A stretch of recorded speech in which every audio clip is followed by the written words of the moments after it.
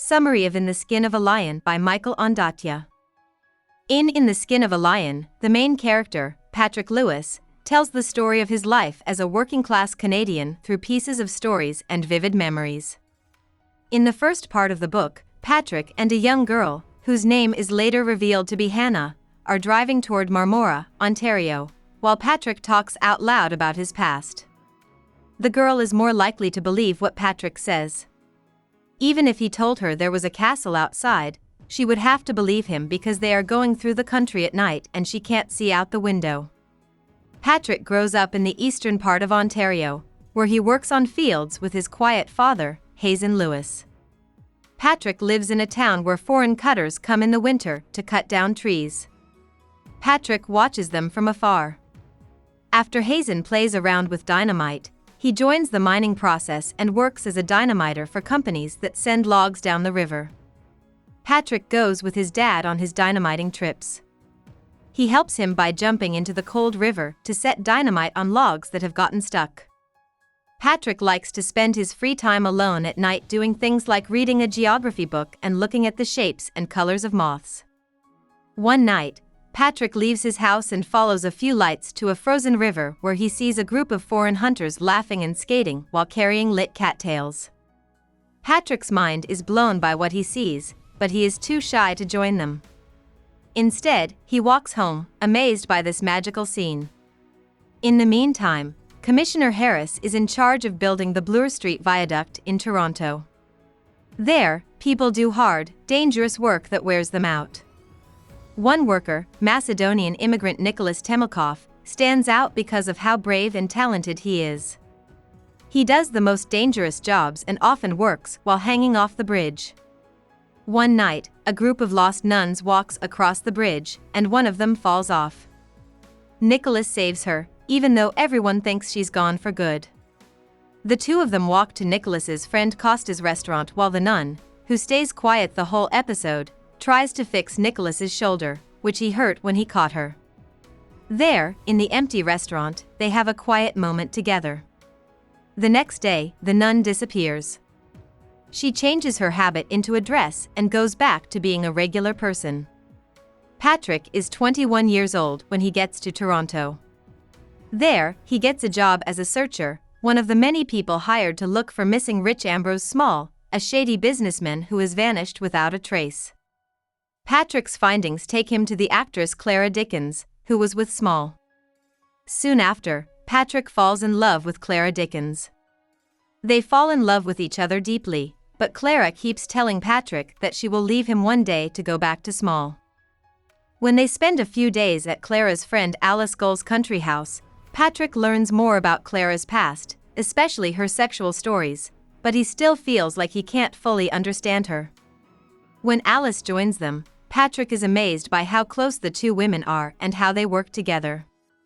Back in Toronto, Patrick tries to convince Clara not to leave him, but she decides to take the train to Ambrose anyway, telling Patrick not to look for her and leaving him with her pet, a blind iguana. Patrick can't move on, so he thinks about Clara's departure for the next 2 years. When he meets Alice and she comes to his room later, Patrick and Alice make love. But Alice sees that Patrick is still upset by the thought of Clara, so she tells him to go find Clara and get rid of her dark impact on his life. Then Patrick finds out that Clara and Ambrose are hiding where he grew up. Even though he goes to Ambrose's house and says all he wants to do is talk to Clara, Ambrose thinks Patrick just wants the prize for catching him. So, Ambrose sets Patrick on fire to try to kill him.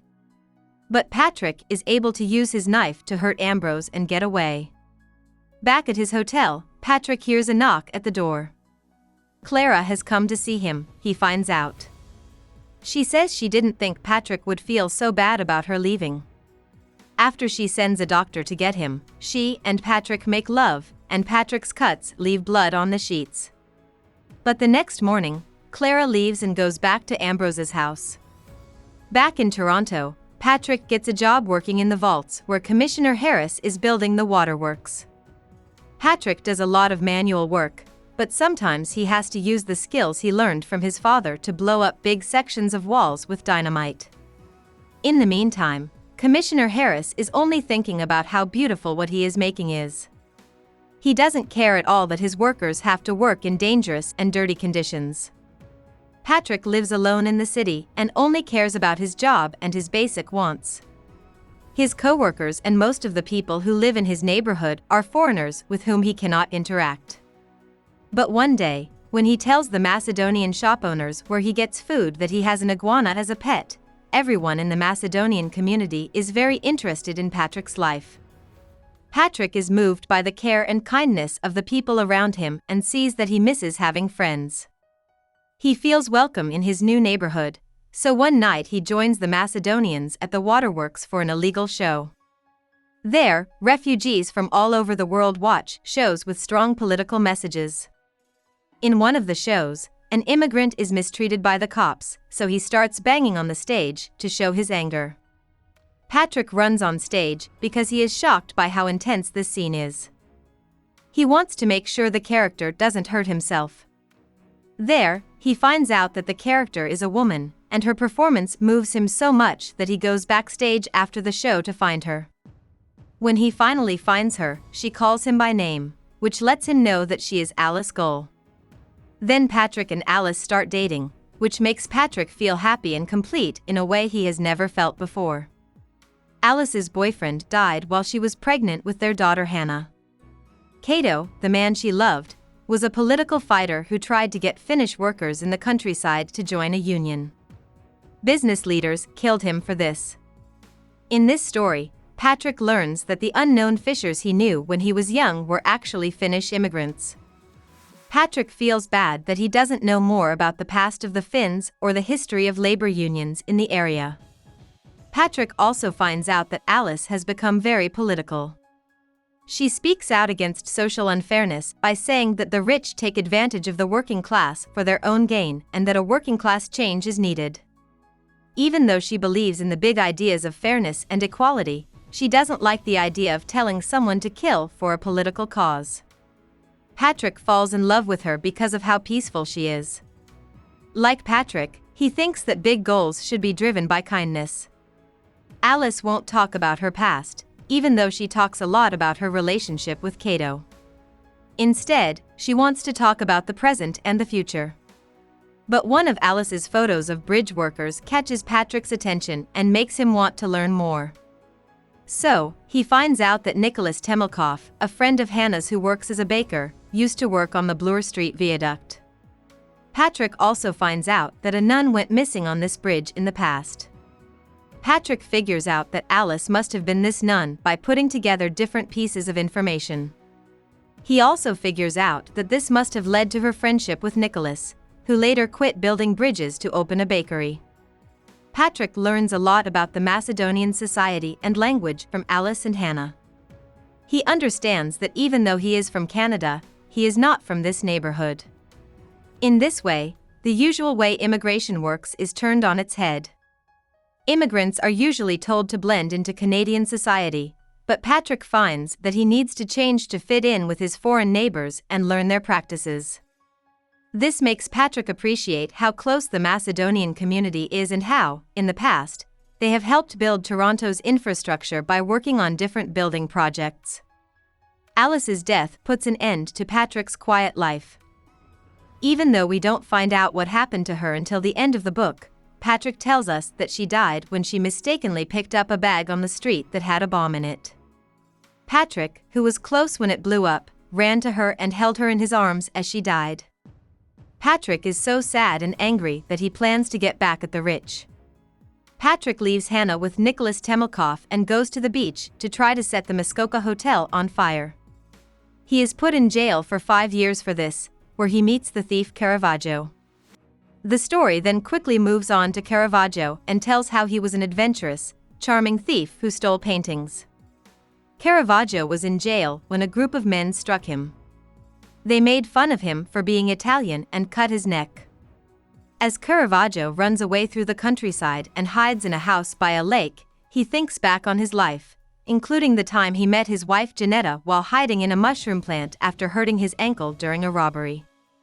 When Patrick gets out of jail, he goes back to Toronto and sees Hannah again. This helps him understand that the people he loves are what give his life value.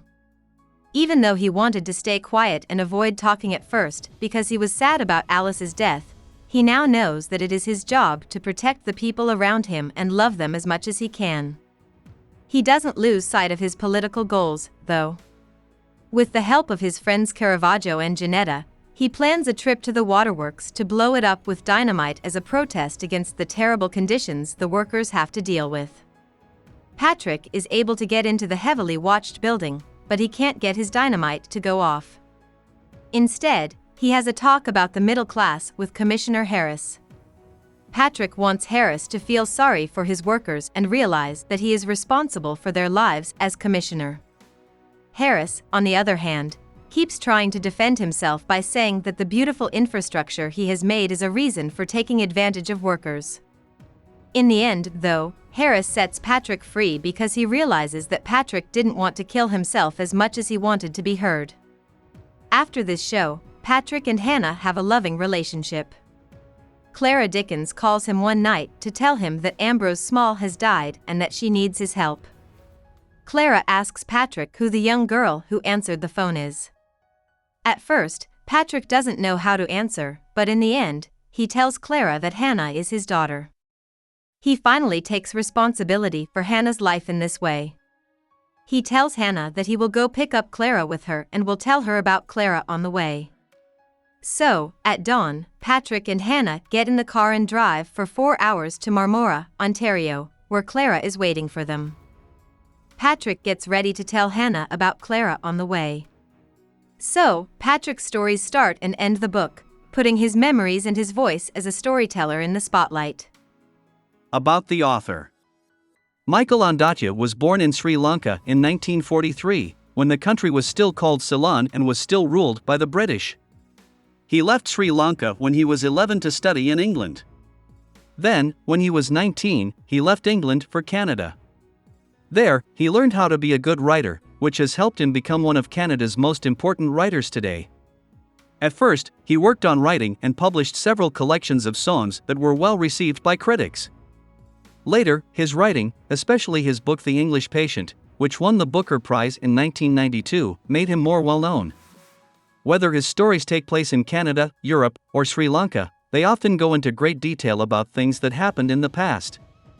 In both his poetry and his books, he often uses collage-like, fragmented stories to make the reader feel different ways of thinking and to get them to use their ideas. Hope we summarized it fully and you liked it. Please hit the like button and subscribe to our channel so that we are motivated to create more videos.